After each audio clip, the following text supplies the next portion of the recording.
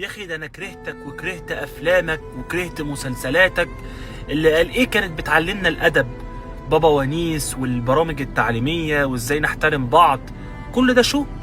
كل ده على ارض الواقع شو؟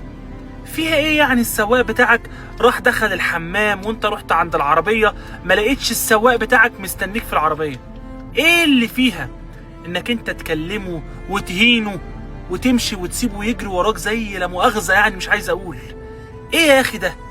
ايه يا اخي ده بتديله كام السواق يعني عشان تهينه الاهانه دي كلها؟ انا بطلب من السواق ان يتواصل معايا وتيجي تشتغل في الامارات نفس الشغل اللي انت كنت بتشتغلها، بس مع ناس تحترمك.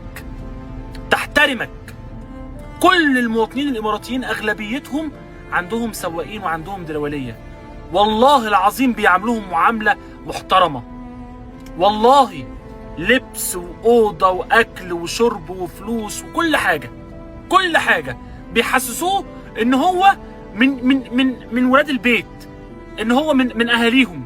محدش يقدر يكلمه بالاسلوب دوت، ولا حد يقدر يتعالى عليه، ولا حد يقدر يتعامل معاه كده. بجد فعلا احنا اتخدعنا فيك.